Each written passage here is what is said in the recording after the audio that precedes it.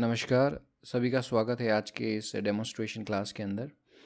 हम आज ये स्टडी करेंगे कि जो एनसीआरबी ने मोबाइल एप्लीकेशन बनाई है, उसको किस तरह से हमें यूज़ करना है, उसको हम पूरी तरीके से समझेंगे, उसका हर एक बिंदु समझने का प्रयास करेंगे। तो photography and videography mobile application क्या है? सबसे पहले इसका उद्देश्य समझने का प्रयास करते हैं कि इसका उद्देश्य क्या है। ऑनरेबल सुप्रीम कोर्ट का एक पायलट प्रोजेक्ट है जिसमें हम प्लेस ऑफ इंसिडेंट, जहाँ पे घटना या दुर्घटना हुई है, वहाँ पे इन्वेस्टिगेशन ऑफिसर जा कर के फ़ोटोज़ और वीडियोज़ कैप्चर कर सकते हैं और उन फ़ोटोज़ और वीडियोज़ को डायरेक्ट सीसीटीएनएस पे अपलोड कर सकते हैं। ऐसा इसलिए किया जा रहा है ताकि जो एविडेंस के साथ छेड़छाड़ होती है उसको रोका जा सके। तो सबसे पहला आता है पॉइंट के एनसीआरबी की ऐप को इंस्टॉल करने के लिए या उसको चलाने के लिए हमें किस किस प्रकार की चीज़ों की आवश्यकता होगी। तो सबसे पहली आवश्यकता है जो वो है एनसीआरबी के एंड्रॉयड एप्लीकेशन की। ये एप्लीकेशन सिर्फ एंड्रॉयड फ़ोन्स के लिए है, अभी आईफोन के लिए इसको नहीं बनाया गया है। दूसरा सबसे इम्पोर्टेंट जो चीज़ हमें चाहिए होगी वो है वीपीएन सर्टिफिकेट। वीपीएन सर्टिफिकेट की हमें बहुत आवश्यकता है। और तीसरा जो हमें आवश्यकता है वो है एनी कनेक्ट एप्लीकेशन की। तो इन तीनों को किस तरह से इंस्टॉल करना है, इन तीनों के बारे में ही मैं आपको पूरी डिटेल में बताऊंगा, इसलिए ध्यान से सुनिएगा मेरी बात को। सबसे पहले एनसीआरबी एप्लीकेशन को डाउनलोड करना है। तो ये जो आपको लिंक यहाँ पे दिखाई दे रहा है स्क्रीन के ऊपर, इस स्क्रीन के ऊपर ये वाला लिंक, इस लिंक सीसीटीएनएस पेज वाले लिंक से आप इस एनसीआरबी एप्लीकेशन को डाउनलोड कर सकते हैं। इसके अलावा यूट्यूब का जो डिस्क्रिप्शन पेज होता है उसके अंदर भी एनसीआरबी एप्लीकेशन को डाउनलोड करने का लिंक दिया गया है, वहाँ पर जाकर भी आप उसको डाउनलोड कर सकते हैं, डिस्क्रिप्शन में नीचे की तरफ होगा। उसके बाद चलते हैं एनी कनेक्ट एप्लीकेशन पे। आपके मोबाइल के अंदर प्ले स्टोर होता है एंड्रॉयड एप्लीकेशन के अंदर, तो वहाँ पर जाकर आपको एनी कनेक्ट टाइप करना है।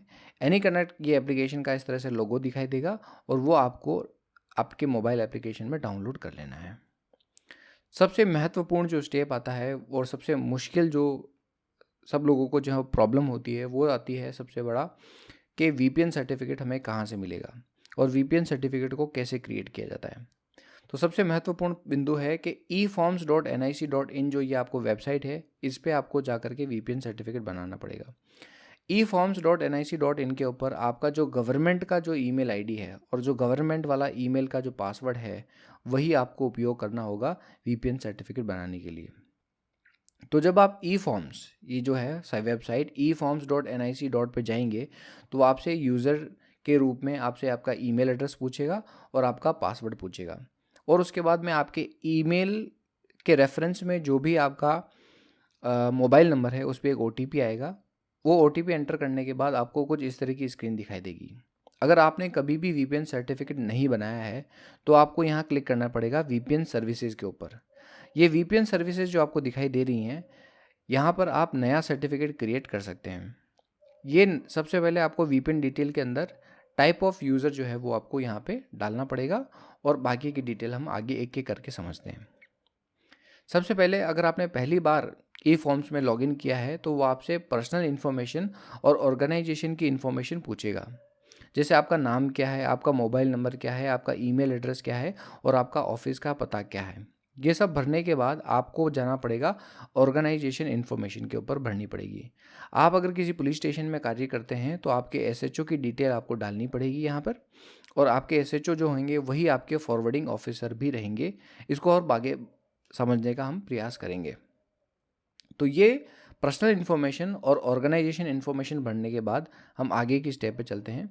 वो होता है न्यू रिक्वेस्ट, यानी कि आपको एक नया वीपीएन सर्टिफिकेट अब बनाना है सारी इन्फॉर्मेशन भरने के बाद। तो नया सर्टिफिकेट बनाने के लिए आपको आपका कोऑर्डिनेटर चूज़ करना है। जैसे एनसीआरबी के लिए कोऑर्डिनेटर जो हैं वो राम सुब्रमण्यम है।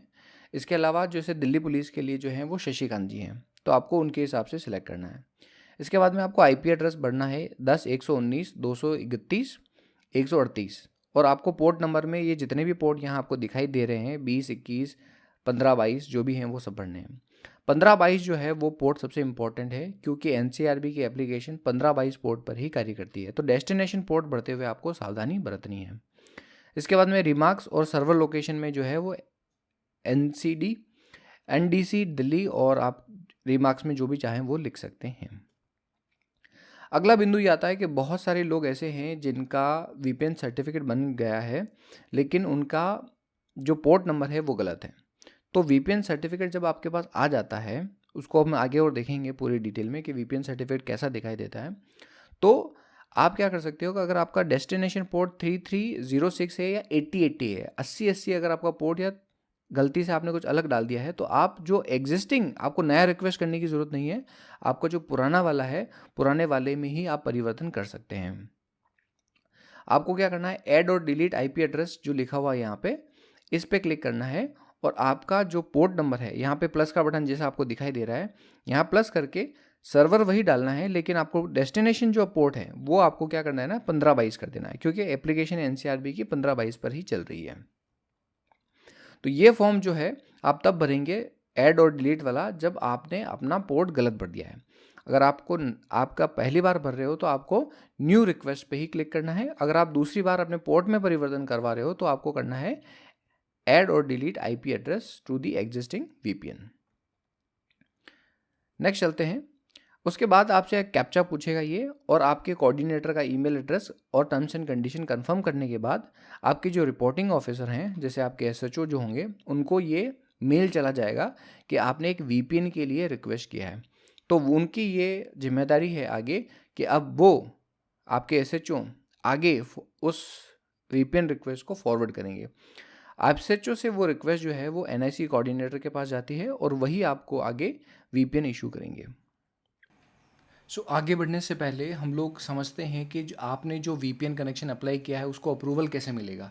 आपने जो वीपीएन अप्लाई किया है वो अप्रूवल का जो अधिकार है वो आपके रिपोर्टिंग ऑफिसर या आपके कंट्रोलिंग ऑफिसर, आपके एसएचओ या एसीपी वगैरह के पास होता है। तो इट्स वेरी इंपॉर्टेंट कि जब आप ई ऑफिस में अपना जब वीपीएन के अप्लाई करते हैं तो आपने अपने रिपोर्टिंग ऑफिसर को भी साफ साफ बता देना है कि सर मैंने वीपीएन के लिए अप्लाई किया है, आप उसको अप्रूव कर दें, ताकि बाई चांस सपोज वो बिज़ी हों किसी काम की वजह से और आपका अप्रूवल नहीं मिल पाए तो बड़ी दिक्कत हो सकती है। कई लोगों को ये परेशानी हो रही है कि वीपीएन अप्लाई कर दिया है लेकिन उनके रिपोर्टिंग ऑफिसर ने उसको अप्रूव नहीं किया है। तो आपके एसएचओ और जो आपके एसीपी होते हैं उनको भी सेम काम करना है। उनको क्या करना है कि ई फॉर्म्स पे जाना है। ई फॉर्म्स पे जाने के बाद अपनी गवर्नमेंट की ईमेल आईडी और अपना पासवर्ड टाइप करना है और उसके बाद में उनके मोबाइल नंबर पर एक ओटीपी आएगा। वो ओटीपी एंटर करने के बाद में आपको अप्रूवल और डिसअप्रूवल का जो है वो सीक्वेंस इनिशिएट करना है। तो मैं आपको एक वीडियो बता देता हूँ। तो सबसे पहले क्या करना है आपको कि आपका जो ये लॉगिन है eforms.nic पे जाना है और आपको लॉगिन पे क्लिक करना है। लॉगिन पे क्लिक करने के बाद आजकल परिचय और eForms दोनों पे आप लॉगिन कर सकते हो। आपको अपना ईमेल एड्रेस डालना है और कंटिन्यू करना है। ईमेल एड्रेस अगर आपका अब मोबाइल नंबर अपडेटेड नहीं है तो आप मोबाइल नंबर भी यहाँ से अपडेट कर सकते हो। कई बार ऐसा हुआ है कि मोबाइल नंबर जो है अपडेटेड नहीं होता है, ओटीपी नहीं आ पाता है। परिचय पे आपसे ओटीपी पूछेगा। आपसे ओटीपी डालने के बाद में आप ऑथेंटिकेशन हो जाएगा ओटीपी से, और ओटीपी से ऑथेंटिकेशन होने के बाद जब आप ई फॉर्म्स में लॉगिन हो जाते हैं तो आपको अप्रूवल और डिसअप्रूवल का ऑप्शन आता है। तो आप उस पर क्लिक करके आप कि आपने आपके जो सबऑर्डिनेट हैं उन्होंने जो रिक्वेस्ट की है वीपीएन के लिए वो अप्रूव हो जाती है।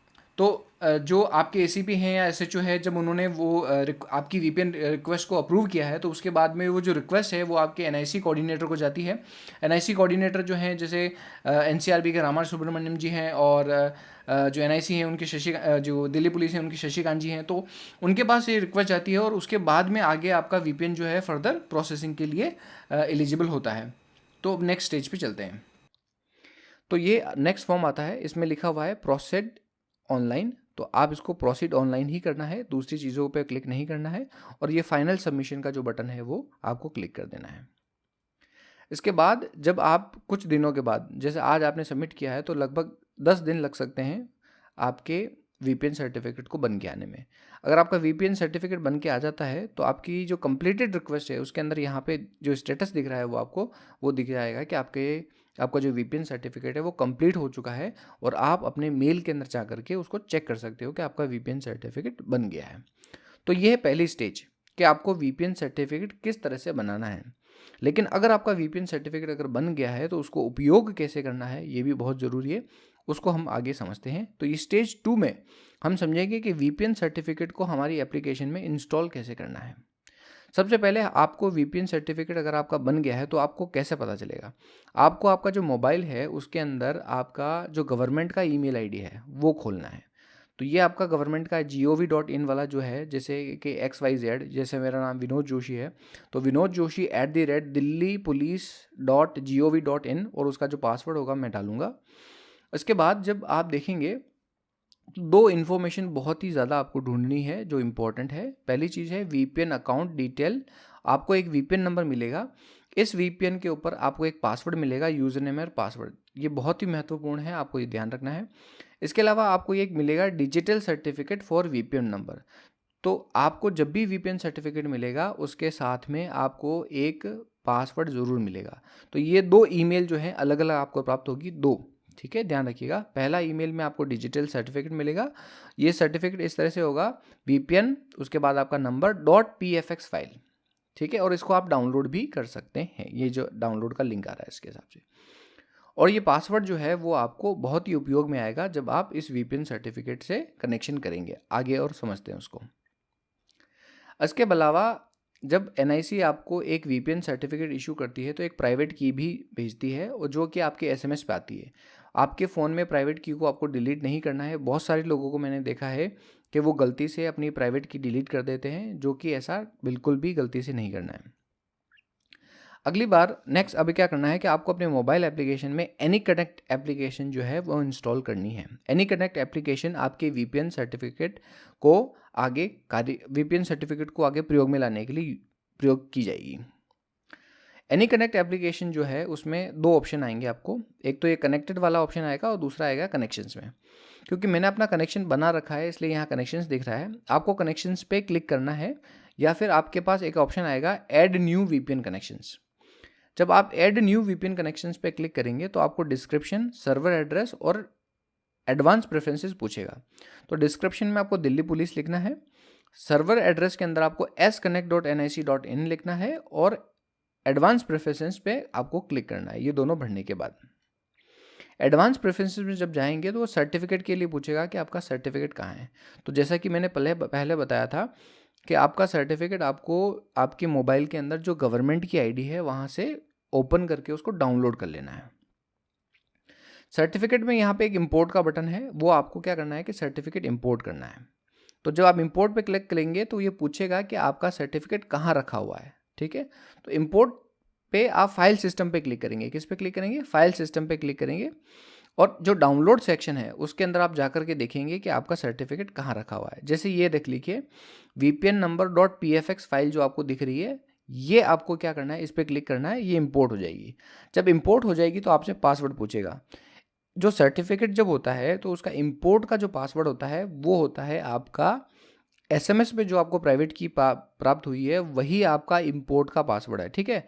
तो ध्यान रखना, इंपोर्ट का पासवर्ड अलग होता है और नेटवर्क से कनेक्ट करने का पासवर्ड अलग होता है। तो अभी हम डाल रहे हैं सर्टिफिकेट के इंपोर्ट करने का पासवर्ड। अब इंपोर्ट करने के बाद दूसरा पासवर्ड और पूछेगा, वो दूसरे पासवर्ड में आपसे यूज़र नेम और पासवर्ड पूछ रहा है। तो ये वाला पासवर्ड यूज़र नेम अपने आप भरा हुआ आएगा। जब यूज़र नेम अपने आप भरा हुआ आता है तो आपको जो ईमेल के अंदर यहाँ पे लिखा हुआ है यूज़र नेम प्रीफिल्ड, ठीक है, और जो ईमेल के अंदर जो आपको पासवर्ड प्राप्त हुआ है वो यहाँ टाइप करना है। जब आप पहली बार इसको करते हैं तो एक वो पूछेगा कि आपको अपना पासवर्ड चेंज करना है, तो आप कोई आसान सा पासवर्ड जो है उसमें सेट कर देना, ठीक है। तो ये वेरी इंपॉर्टेंट है, आपको ध्यान में रखना है ये चीज़ कि जो पासवर्ड आपने बदला है वीपीएन का वो उसे याद रखना है, भूलना नहीं है। उसके बाद में ये पूरा प्रोसेस कंप्लीट हो गया है और उसको आपको क्या करना है, कनेक्ट करना है। जैसे ही आप कनेक्ट करेंगे ये आपसे पूछेगा, अगर आपने पासवर्ड सही डाला है तो ये एक्सेप्ट कर लेना। एक्सेप्ट करने का मतलब है कि हम अब वीपीएन से कनेक्ट होने वाले हैं। जनरली वीपीएन से कनेक्ट होने के बाद आपके दूसरे इंटरनेट कनेक्शन नहीं चलेंगे, इसका भी ध्यान रखना है आपको। दूसरा कोई भी जैसे जीमेल, गूगल वगैरह जो है वो नहीं चलता है वीपीएन कनेक्ट होने के बाद। तो आपको क्या कर देना है, यहाँ पे एक्सेप्ट कर लेना है। एक्सेप्ट करने के बाद में ये इस तरह का जो यहाँ पे लिखा हुआ आ रहा है एनी कनेक्ट वीपीएन कनेक्टेड का बटन आ जाएगा, और ये छोटा सा ऊपर आपको दिखाई दे रहा होगा एक चाबी का निशान। इस तरह का चाबी का निशान जो है आपके मोबाइल में आपको दिखाई देने लगेगा। आगे चलते हैं। अब पहली चीज़, हमने वीपीएन सर्टिफिकेट प्राप्त कर लिया है और वीपीएन सर्टिफिकेट को हमने अपने मोबाइल में इंस्टॉल कर दिया है। तो 2 स्टेज हमने पूरी कर ली है। तीसरी और अंतिम जो स्टेज आती है वो आती है कि एनसीआरबी एप्लीकेशन को उपयोग में लेना है। तो एनसीआरबी एप्लीकेशन को डाउनलोड करने के लिए ये डाउनलोड का लिंक है, इस पर आप क्लिक कर सकते हैं और इस पर जो यूट्यूब के डिस्क्रिप्शन में भी दे रखा है वहाँ से भी आप उसको डाउनलोड कर सकते हो। जब डाउनलोड कर लोगे और इंस्टॉल कर लोगे तो पहली जो स्क्रीन आएगी जब आप उसको ओपन करोगे एनसीआरबी के ऐप को, तो इस तरह से आपको स्प्लैश स्क्रीन दिखाई देगी और नेक्स्ट जो आएगा वो आपको इंस्ट्रक्शंस वगैरह दिखाई देंगे और आपको क्लिक करना है लॉगिन बटन पर। इसके बाद आपको लैटिट्यूड लॉन्गिट्यूड जहां आप खड़े हो उसका लैंगिट्यूड लॉन्गिट्यूड यानी जीपीएस लोकेशन दिखाई देगी और यहाँ से आप एविडेंस को कैप्चर कर सकते हो। कैप्चर करने का मतलब है कि जो भी फ़ोटोज़ और वीडियोज़ आपको बनाने हैं यहाँ ही पे बना लो, लॉगिन करने से पहले ही बना सकते हो। देखिए, अगर आपके पास वीपीएन सर्टिफिकेट नहीं है तो भी, और आपके पास इंटरनेट नहीं है तो भी आप जो है वीडियोज़ और फोटोज़ को कैप्चर कर सकते हो, इस पर कोई भी रिस्ट्रिक्शंस नहीं है। तो बिना वीपीएन के भी आप फोटोज़ और वीडियोज़ कैप्चर कर लेना। वीडियोज़ और फोटोज़ कैप्चर करने के बाद जो वीडियोज़ और फोटोज़ आपने एनसीआरबी ऐप से खींचे हैं वही CCTNS पे अपलोड होंगे, दूसरे कोई भी फ़ोटोज़ अपलोड नहीं होंगे। तो कई बार ये लोग गलती कर देते हैं कि कोई भी रैंडम फ़ोटोज़ जो गैलरी में पड़े हैं उसको अपलोड करते हैं, ऐसा नहीं है। सिर्फ आपको एनसीआरबी ऐप से जो खींचे गए फ़ोटोज़ हैं और वीडियोज़ हैं वही आपको अपलोड करने हैं। उसके बाद आपको लॉगिन बटन पे क्लिक करना है। लॉगिन बटन पे क्लिक करने के बाद आपको जो CCTNS जो पुलिस स्टेशन में आपको जो आपका आईडी है और जो CCTNS का जो पासवर्ड है वही आपको यहाँ डालना है। उसके बाद आपको ये 4 बटन दिखाई देंगे जिसमें शो FIR और दूसरी चीज़ें आपको दिखाई देगी। अब शो FIR का मतलब ये है कि जब भी आप इस पर क्लिक करेंगे तो आपको जो CCTNS में FIR असाइन है वही आपको दिखाई देगी यहाँ पे, और उसी FIR के रेफरेंस में आपको जो फ़ोटोज़ और वीडियोज़ आपने क्लिक किए हैं उस पर अपलोड करना है। तो सपोज़ कि FIR का सीरियल नंबर है 205 और अभी 2020 का आपको अपलोड करना है, तो आप इस पर क्लिक करोगे। इस पर क्लिक करने के बाद आप इस FIR के ऊपर कोई भी फ़ोटो और वीडियो जो है वो आप अपलोड कर सकते हो। तो आप कोई भी जैसे फ़ोटो सेलेक्ट कर लो या वीडियो सेलेक्ट कर लो। आप यहाँ पे ये आएगा कितनी इमेजेस, आप एक FIR के अंदर बहुत सारी इमेजेस या बहुत सारे वीडियोस अपलोड कर सकते हो। तो यहाँ पे आप क्या कर सकते हो, जैसे मैंने 6 जो है यहाँ पे इमेजेस सेलेक्ट करी हैं या 6 फ़ोटोज़ मैंने सेलेक्ट करे हैं जो मुझे अपलोड करने हैं उस FIR के अंदर। अब जब मैं इस पर अपलोड करूँगा तो ये मुझे बताएगा कि धीरे धीरे जो मेरी फ़ोटोज़ हैं या वीडियोज़ हैं वो 1 बाय 1 सर्वर के ऊपर अपलोड हो रही हैं और वो सक्सेसफुली सर्वर पे अपलोड हो जाएंगी। इसी तरीके से अब जो आपकी जो फ़ोटोज़ और वीडियोज़ अपलोड हो गई हैं उनको आप देखेंगे कहाँ पे, तो सबसे जो लास्ट स्टेज आती है, जो स्टेज 4 आती है, जो कि सबसे महत्वपूर्ण भी है, उसमें यह है कि जो भी आपने फ़ोटोज़ और वीडियोज़ अपलोड किए हैं वो आपको कहाँ दिखाई देंगे। तो आप जब अपने पुलिस स्टेशन में जाते हैं तो पुलिस स्टेशन में साइबर हाईवे का जो नेटवर्क है वहाँ पे किसी भी पुलिस स्टेशन में किसी भी कंप्यूटर के ऊपर आप बैठ करके ये IP एड्रेस जो आपको दिखाई दे रहा है 1034-160-89 1522 वाला जो पोर्ट है, ये जब आप ओपन करेंगे तो उसमें एक OTP पूछेगा, ठीक है। तो वो OTP कहाँ से आएगा, तो आपने NCRB की जो एप्लीकेशन डाल रखी है वहाँ पे यहाँ पे दिखाई दे रहा है आपको जनरेट OTP का बटन दिखाई दे रहा है आपको। तो ये OTP का बटन जो आपको क्लिक करना है और जब आप ये वाला IP एड्रेस डालेंगे अपने कंप्यूटर के अंदर तो OTP आपको एंटर करना है। जैसे ही आप OTP एंटर करेंगे तो आपने जो फोटोज़ और वीडियोज़ अपलोड किए हैं इस तरह की जो आपको स्क्रीन दिखाई दे रही है, इसमें सारे जो आपको FIR के रेफरेंस में लैटिट्यूड लॉन्गिट्यूड के साथ में आपने फ़ोटो कब खींचा और उसको कब अपलोड किया, दोनों की डेट अलग अलग होती है और आपको दोनों की डेट दिखाई देगी और यहाँ पे एक लिंक दिखाई देगा जिसके माध्यम से आप एप्लीकेशन को डाउनलोड कर सकते हो। इसके माध्यम से आप जो एविडेंस है उनको डाउनलोड कर सकते हो, जो भी फ़ोटोज़ और वीडियोज़। तो आपने जितने फ़ोटोज़ और वीडियोज़ किए हैं अपलोड उसके हिसाब से आपको ये पूरी लिस्ट जो है वो दिखाई दी जाएगी। तो इसको आप जो वीडियो हैं उसको बारंबार देखें तो इससे आपको पूरा ज्ञान हो जाएगा कि किस तरीके से आपको इस पर कार्य करना है। सो धन्यवाद, ऑल द बेस्ट।